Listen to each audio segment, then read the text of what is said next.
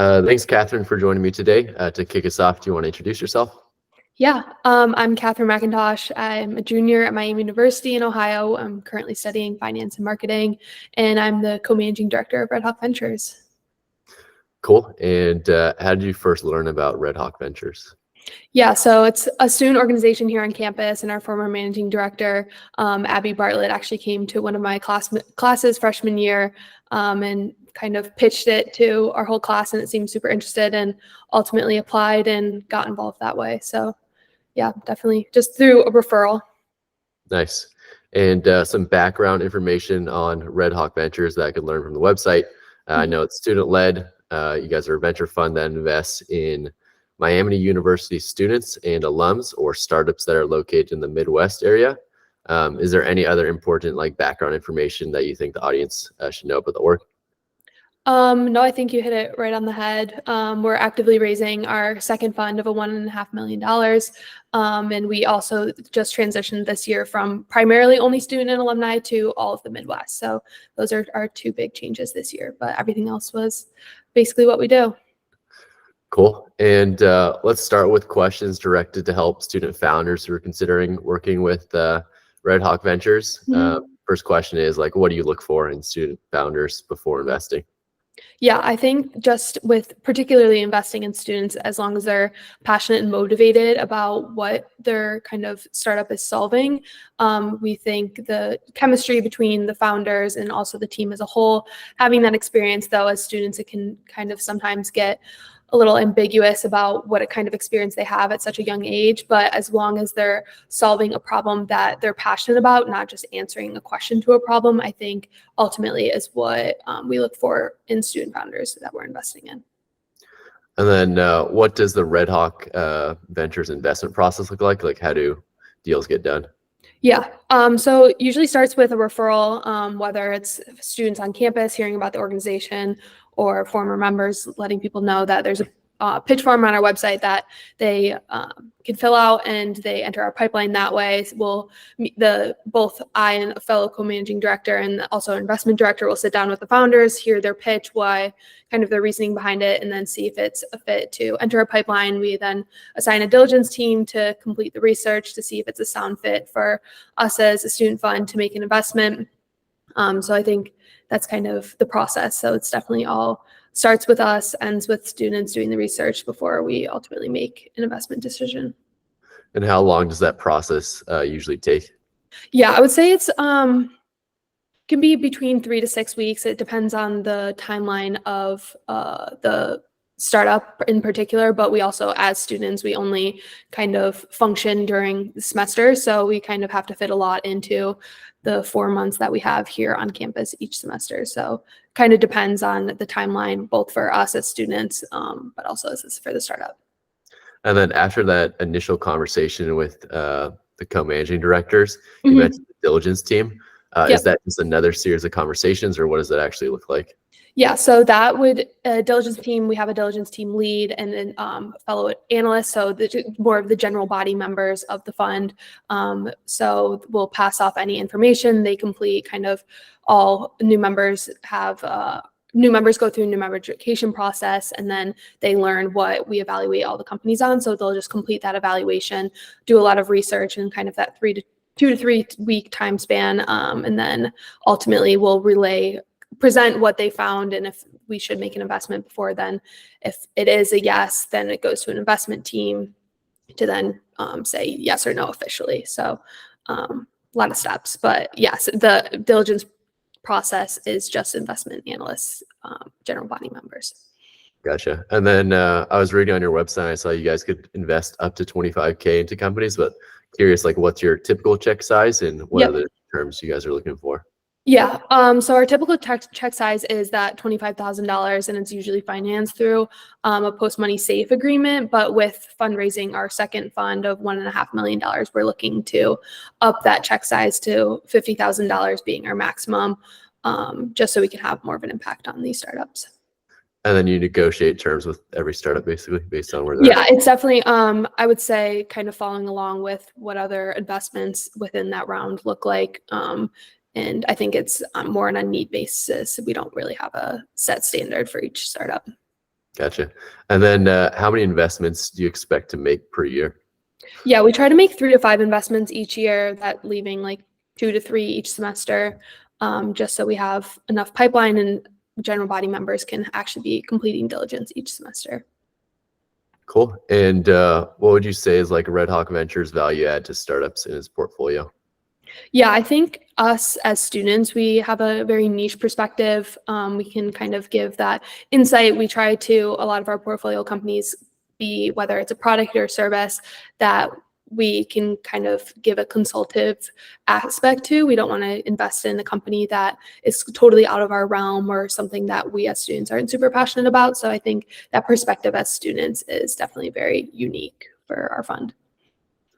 And then what do you see as like the biggest opportunity to improve RedHawk Ventures in terms of like how you guys are supporting founders today? Yeah, I think we need to continue improving, like furthering our relationships with the founders. A lot of times we'll just make the investment and then it kind of give them the money and nothing's furthered. We lose a lot of touch with founders, and though we will see what they're doing online and a lot of them being very successful, I think it's important for us to continue improving our relationships and that consultative aspect with the founders. Sweet. And then what advice would you give to student founders applying for investment from RedHawk Ventures? Like how do they stand out during the diligence process? Yeah, I think knowing that we're specifically for student founders, that like, I mean, we're students helping students. So I think it's important to know that understand that they have coursework and all that other things going on at the same time. But you also have to remember that we are students, so we're not, I guess, looking at companies all year round. So you kind of have to keep that aspect in mind, that during the academic semesters when we're going to be able to work with you, so it might not always be within your timeline. And that another important aspect would be that we're actively fundraising. So we have enough left in our fund right now for one more investment. So know that we're kind of trying to use that money wisely. Sweet. And now I want to sort of transition to questions to help students who want to join the RedHawk Ventures internal team. Yeah. Can you give an overview of like that application process for internal team members? Yeah, so here at Miami specifically, I would say the beginning of each one of the semesters, it's definitely very heavy with recruitment. Fall specifically, we always get a lot bigger application pool. This last semester, we had 80 plus applications. I think we did have to do resume cuts as a result of that, just because the bandwidth of the fund with 20 active fund members, we can't handle doing 80 interviews. So I would say in the fall, we have applications, and then first round interviews, just behavioral aspects. And then if you make it onto the second round, we do a case study. We'll give students a company, whether it's in our portfolio or a company that we've looked at in the past, and see kind of their thought process, what they should look at when evaluating that startup to make an investment. So it's definitely kind of throwing them into what you would be doing within the fund, but we definitely wouldn't say there's a right or wrong answer. It's just kind of see their thought process. So we definitely emphasize applying in the fall, and then this upcoming spring is kind of going to be on a more of a invite only basis to students that we thought we needed one more semester of improvement, or we just can't handle having too many semesters this semester. So yeah. Gotcha. And then what are you indexing on when selecting students to join the internal team? Yeah, I think it's very much having a passion, not just an interest.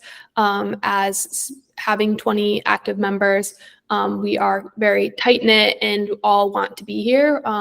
So being able to express the passion you have, whether it's for venture capital, entrepreneurship, investing, or just what we do as a fund as a whole, like meeting with founders or the partnerships we have, I think is very important for students to express when they're going through the application process.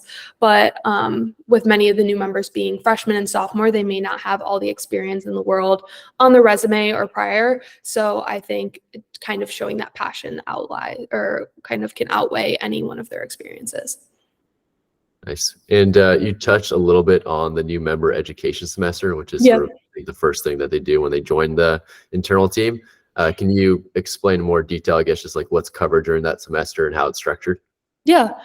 So new member education process is definitely something we evolve each year. It's super important for our new members, with many of them not even knowing what VC is before joining the fund or applying. So what our new member education process is, it's a 5-week course all new members go through during their first semester in the fund.